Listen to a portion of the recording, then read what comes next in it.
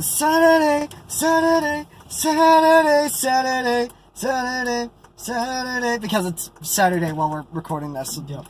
Just for everyone who's not watching this the minute it comes out.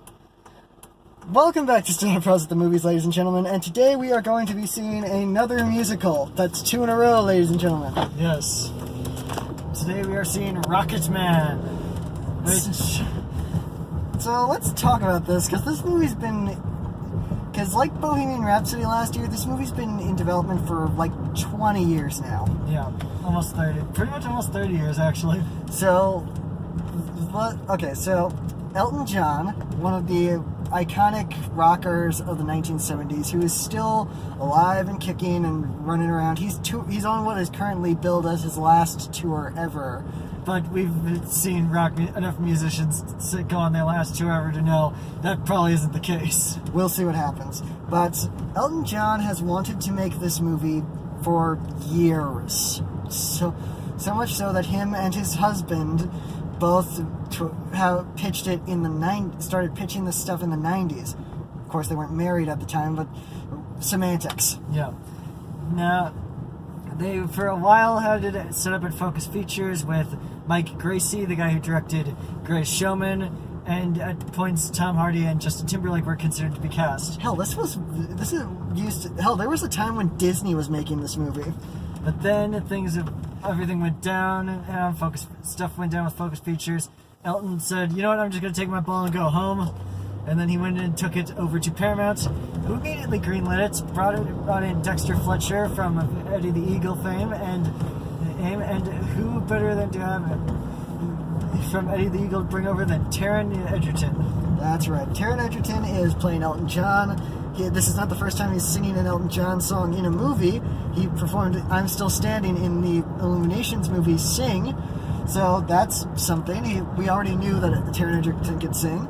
He's got the movie star charisma that brought him through the Kingsman movies, and Dexter Fletcher actually has experience in musicals. No, I'm not talking about the fact that he is kind of sort of the director of Bohemian Rhapsody. He got an executive producer credit on it. I'm talking about the fact that he actually, one of his earlier movies before Bohemian Rhapsody, before Eddie the Eagle, was the movie Sunshine on Leith, which is a jukebox musical based on the music of the Proclaimers. Yes, I'm gonna be. And yes, it's in there. No, I have not seen the movie. I kind of want to, but I haven't seen it yet. Yeah. Anyway, but in connection to that, this is kind of up his alley, because this is not so much an Elton John biopic as it is an Elton John jukebox musical based on his life. Yeah. They chose a different way to tell the story, because obviously with a music biopic, they're all just going to come off very similar. Patrick Williams has his video on the subject. Hell, Elton John has even stated that he never wanted to make a straight-up biopic for the entire time he's made this movie. He wanted to do something different, and for a time he even considered actually making the movie using the same principle as I'm Not Here, where it would just be like different actors playing him at different points in his life through different kinds of means. But now we got something a little different. Yeah. Essentially, the movie tells the story of Elton John's life through his songs, by having them all be fantasy sequences that Elton himself is going through as he's telling the story. Yeah. And through it all, we've got a pretty well stacked cast, with the aforementioned Taron Egerton as Elton John, Jamie Bell as Bernie Taupin, getting that Billy Elliot stuff out of the way. Hey, we got Bryce Dallas Howard playing Elton John's mother. We have Richard Madden playing... I think he's like the producer or something. Yeah, he's something. I don't know, but he's in there. We really have not seen Game of Thrones. Yeah. So that's in there. And of course we got Elton John's music, and Elton John even wrote an original song that him and Taron Egerton sing on the soundtrack. Yeah. So that's a lot. This movie has been in the works for a while, and I think it paid off, considering the fact that critics are really, really loving this movie. Yeah, so we're going to go in, see what we have to see, and hopefully enjoy what we have to see. And we'll see you on the other side. So, it was really good. Yeah. So, Rocket Man has this whole thing where it's really energetic. Yeah. Much like Elton himself as a performer.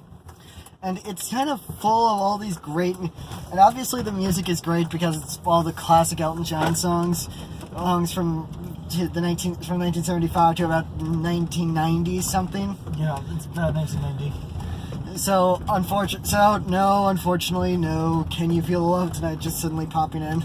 Yeah. Not that I think Disney would let the rights to that come to Paramount Production. And if you want to watch a cover of Can You Feel the Love Tonight in the theater, just wait until later this month. We'll figure it out. We'll get something big. Next month, whatever. We'll get something big with like Donald Glover and Beyonce, and then maybe there will be a pop version. I don't know. Yeah, but anyway, Rocket Man, let's get into it. So, Taron Egerton showed that this is probably going to be one of the biggest performances of his career so far. Within the first moments of this movie, when he as Elton John goes through the gamut of emotions, starting out as this flamboyant performer and then just kind of breaking down as you're looking at him. Because we see him for the first time, he walks into a rehab facility just dressed to the in Elton's own way, to the nines. He's in this big flamboyant costume. He sits down and it's like, this is just the perfect way to kick off an Elton John biopic. And so that's how that happens, and it's a really fun way to introduce. This is who the character, and it really introduces the character in just an interesting way that whereas most biopics would just be like Elton John's got to think about his whole life before he performs. And also it doesn't do it kind of doing the biopic thing of you paid your money, you know what you're in for the most part.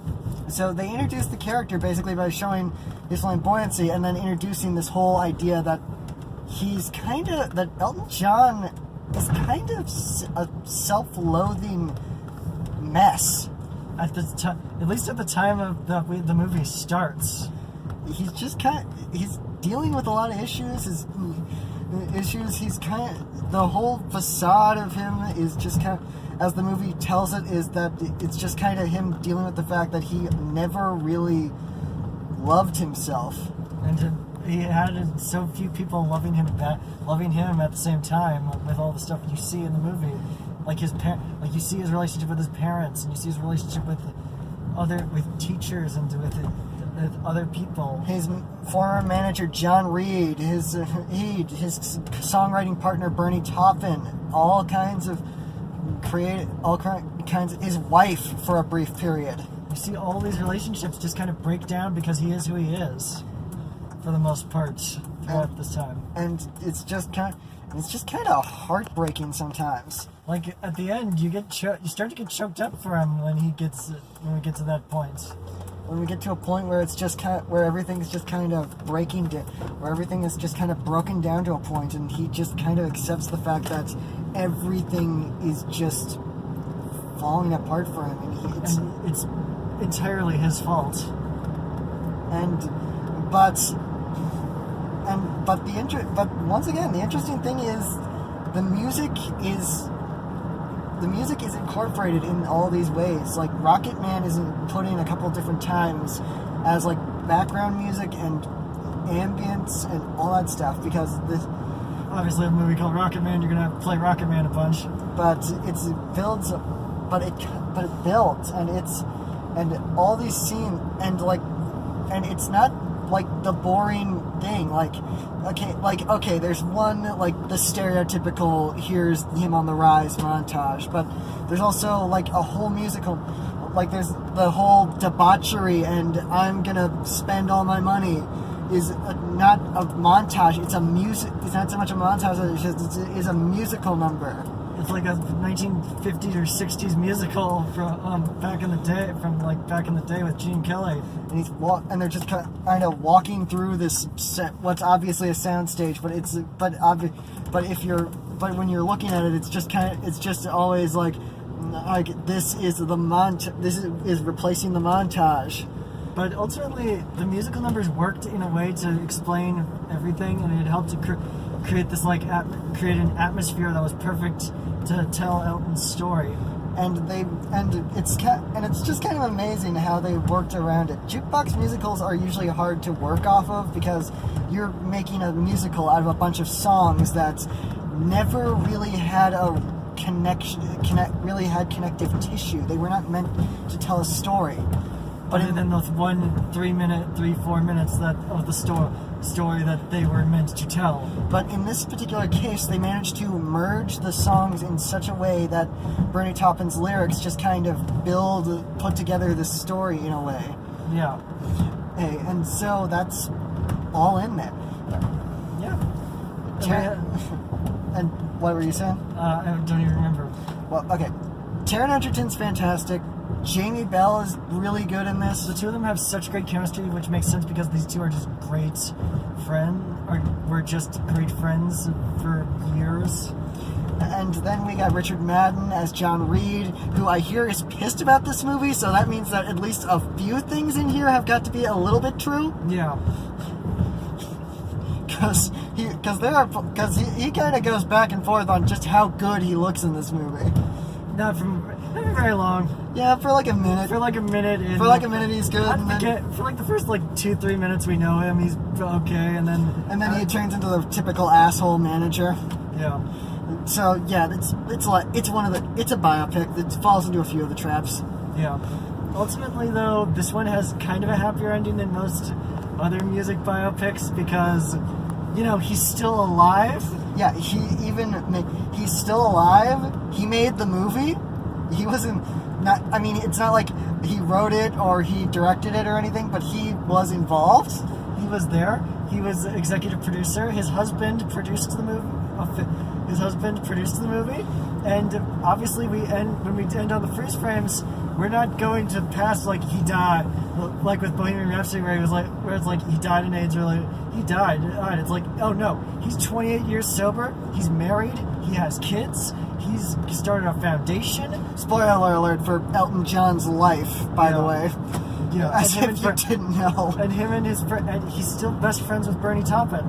So it's a happier ending than most. It's not even like Walk the Line where it's like happy ending and then this kind of melancholy thing at the end where it's kind of like Walk the Line away where it's like this is how it ends.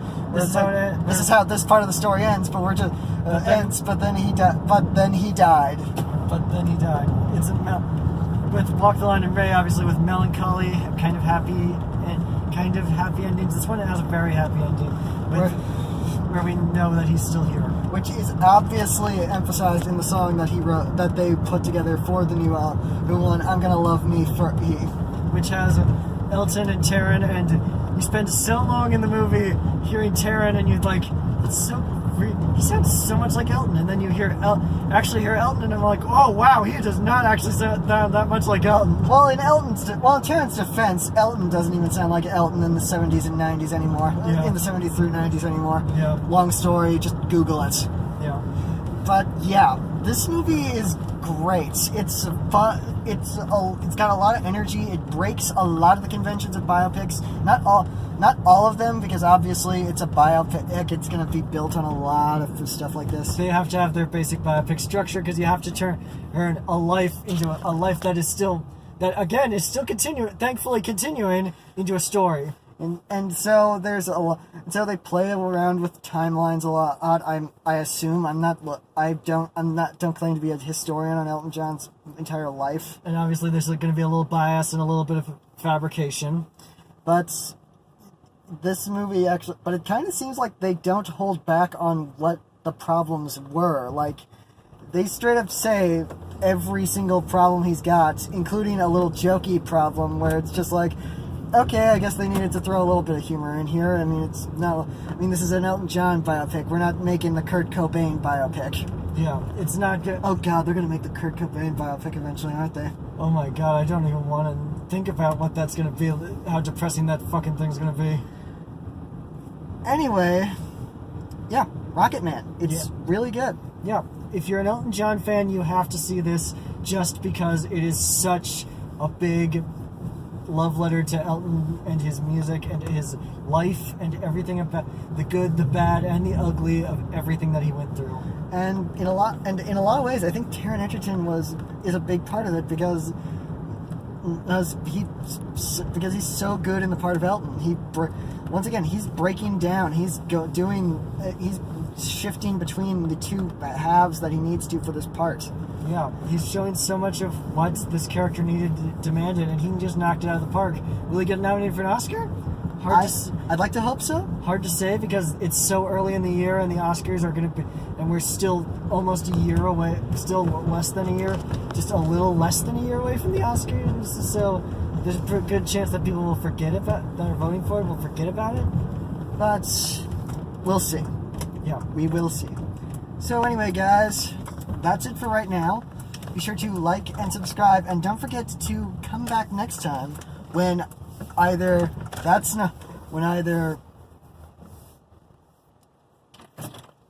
just look right here.